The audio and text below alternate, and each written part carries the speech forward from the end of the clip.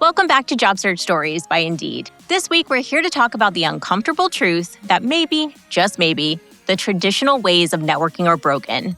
And maybe there's a better way. I'm Jen, a career coach and your go-to gal for all things career advice. And I'm Priya. We've got your back as you take on the wild ride of job hunting. Welcome to Job Search Stories. We dove back into Reddit and found a story from someone about networking that feels all too familiar.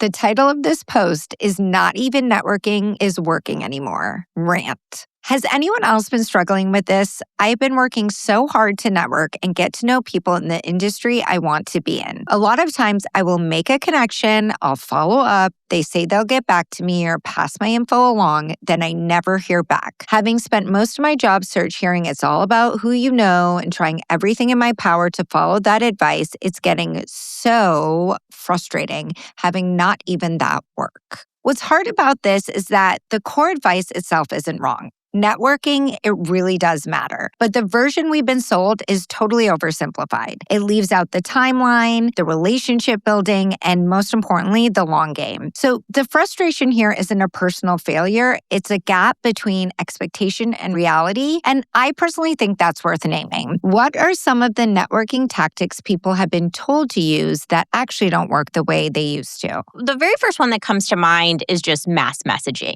cold mass connection requests. Reaching out to a high volume of people with the same generic message. In a high volume AI-driven world, this can really start to feel like noise to somebody that's on the receiving end. And it's not that the reaching out is wrong, but when it's not personalized, it's harder to stand out or build a real connection. Another one that I think is a little bit oversimplified, or at least in the way that we've thought about it, are networking events. Attending events just to collect contacts. Because in these situations, you aren't actually building a network, you're just collecting emails or business cards. And in those situations, most of the people that you meet there may not even remember you, and you definitely may not remember them, because the simple exchange of information doesn't mean that you're building a meaningful relationship. What tends to matter more is whether or not there's a moment of real connection or even follow up after the event to keep the connection warm. I met someone at a networking event the other day, and I very specifically told them what I was going to follow up with them about. I like the way you've built this with your brand. I'd love to hear more about someone doing that when they're new to this. So just being specific too, I think when you see them and following up accordingly helps them remember you. Absolutely. The last example that I can think of is what we call the blast from the past outreach. It's reaching to somebody that you haven't spoken to in months or years. There really is value in reaching out to old contacts, but those cold emails with no "how have you been" can really feel and really are transactional and cold. And it's just important to remember that relationships need to be nurtured. You want to keep a connection warm and maintain contact over time, even if it's sporadic. I actually was just talking to someone the other day who got that type of outreach, and it was for an open role, but she hadn't talked to this person in months. And so the connection really was, hey, I saw this posting at your company. Can you refer me to it? And it's like, oh my gosh, well, ask me how I've been.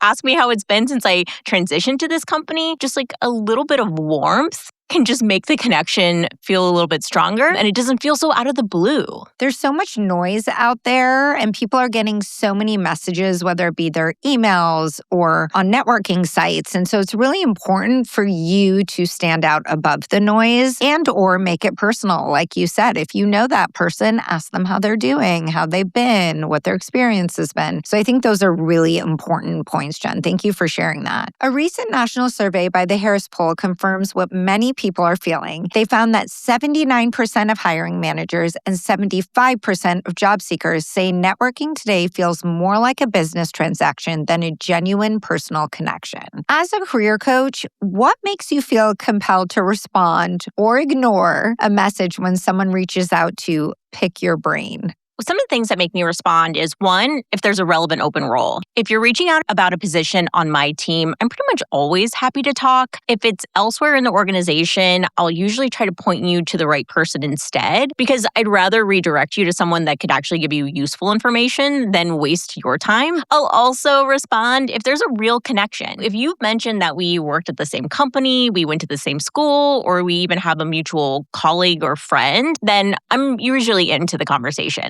that shared context actually means something, and it can signal that you really did your homework before you even reached out to me. And I will say I will absolutely give bonus points and more weight if somebody in my network reaches out to me directly about you, and then you email me directly versus reaching out on a platform. Because the reality is, I get too many connection requests, and it's very difficult to sift through sometimes. So if I'm getting a request and there's no message or no context, I'll usually just ignore it because I just can't read them all. Even if you don't know me through a connection, I think it's important to put some effort into understanding who I am and how we may be able to connect successfully. Yeah, because I'm always wondering, why me?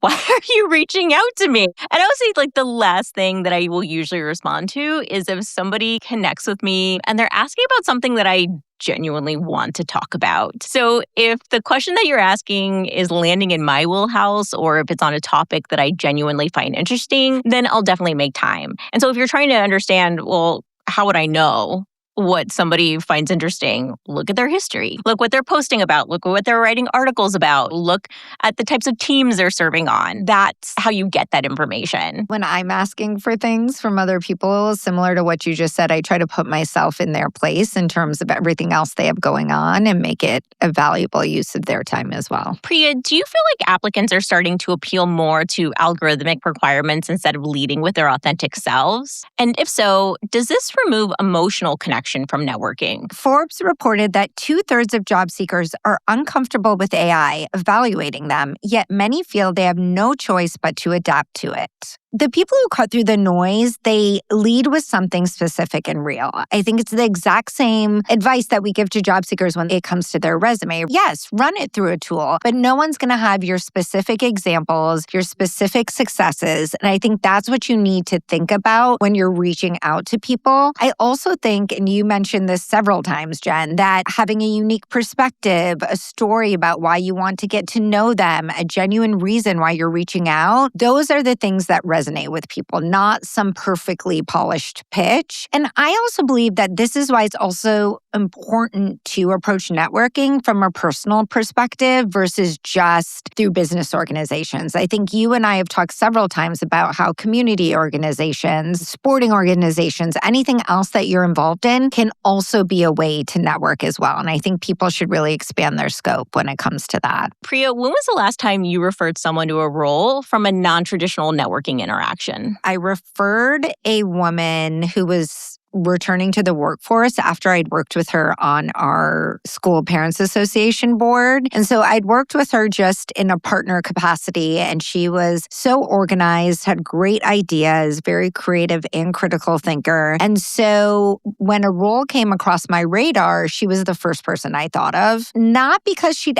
ever asked me to keep her in mind, but because I already knew her, and that familiarity did all the work. So that's why I always talk about non-traditional networking. It works precisely because there's no agenda. You're just a person being a person and working with someone in a different capacity, and the professional connection follows naturally. And the great news was it was a great fit for her. She did end up taking the job, and she's extremely happy. Not every story is a Cinderella story, but this one worked out really well. And I think, again, that's why working with people in other capacities beyond your current job or professional networking groups can help open doors for you. Within networking, when you're connecting to an alumni group or a shared interest or kind of whatever that is, you're connecting the dots for that person to say, this is the intention. This is the reason I'm reaching out to you. It's not just because I found you out there. You're explaining the why. Do you think networking can become transactional instead of human? In a market where so many people are reaching out,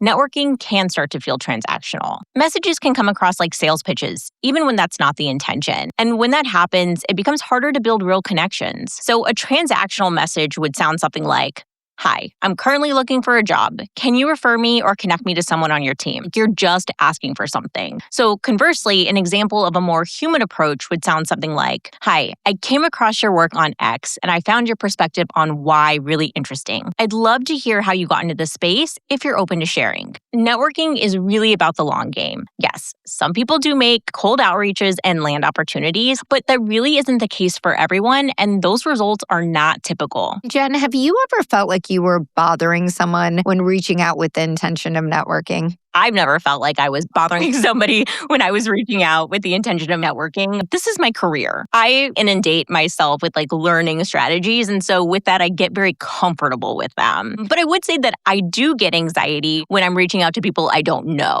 And that really is a different thing. And I think it's really important that we separate the two ideas, because the fear of bothering someone and the anxiety of cold outreach are really not the same feeling. One is about being a burden, and the other is about vulnerability. Putting yourself out there with no guarantee of getting a response. And it's really easy to conflate the two, but if you understand which one you're feeling, you can really change the way that you handle it. So in my opinion, you should feel comfortable reaching out to network when you have something specific to say or to ask. Vague requests can feel burdensome, that's for sure. But a focused, respectful ask is easy to respond to or to decline graciously. The specificity is what separates a good outreach from an awkward one. Along those lines, would you say that most networking wins are invisible at first? Yeah, I would absolutely say that. There was a comment on Reddit that I feel sums up the benefits of networking really well. Yes, networking still works, but the expectation is wrong when you expect it to immediately bring you a job lead. You could meet someone and then later on it could lead to a role, but networking is not a job search strategy that commonly gives instant results. It's really like planting seeds. Nothing looks different the next day, but underground, something may already be growing. You mentioned, Jen, it's a long game. I personally can be impatient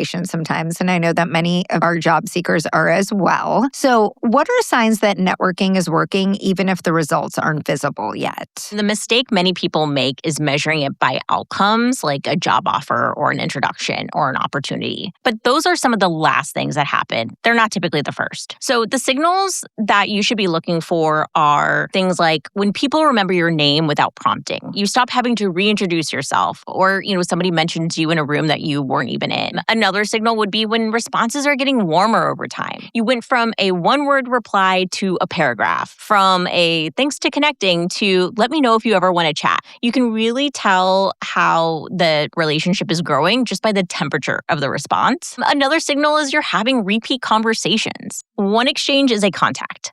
Opening dialogue is a relationship. So if somebody is coming back to talk, you're really building something real. Another last sign would be if you become somebody's go-to for something. People start tagging you, they start forwarding you an article or saying, oh, you should really reach out to so-and-so for that. Being associated with a topic or expertise is a major signal. So while the results might be invisible, that doesn't mean that the work itself is invisible. Just remember that timelines for networking success, if you will, can really vary by your industry, seniority, and your goals. So if things are feeling slow for you, that doesn't necessarily mean that progress is stalled. You have to be open about the fact that you're willing to give your time back to them as well. And often when I send networking messages to people I know well, I always end it with, please let me know if I can ever help you with anything or be a resource to you for anything. And I think even putting that out there in email shows them that you want this to be a two-way relationship. The real magic of effective networking comes down to one word: familiarity. Reaching out once may still leave you in the stranger category. What you're actually working toward is the moment when a recruiter, hiring manager, or contact thinks, I've seen your name before. We've talked a few times. I feel like I know you. Networking doesn't work in a straight line. It works in the background. Your efforts are definitely nonlinear. With job applications, you at least get a confirmation that your application was received, at least most of the time. With networking, you might send a thoughtful message, have a great conversation, and then nothing happens for months or even years. I've seen it play out enough times to believe that those seeds do grow. What I really want job seekers to keep in mind is that the work is real, even when those results aren't visible yet. I know it's a hard thing to hold on to when you're actively job searching and you need something to happen right now. That's the thing about networking is we think about how effective a strategy it can be. It's often not most effective in the here and now. It's most effective when you've built the relationship and then you're going to have a positive outcome from it. So if you've been putting in the effort and not seeing results yet, that doesn't mean nothing is happening. It might just mean it hasn't shown up yet. And next week, we're breaking down what actually works, the tactics that move the needle, and how to approach networking in a way that feels a lot more human. Stay tuned for part 2 of our deep dive into networking. And if any of this resonates with you, be sure to like, follow, and subscribe for more job search stories that just may help remind you that you're not alone out there. does this remove emotional connection? Sorry. If network... Wait, what? I'm just laughing. Priya, do you feel...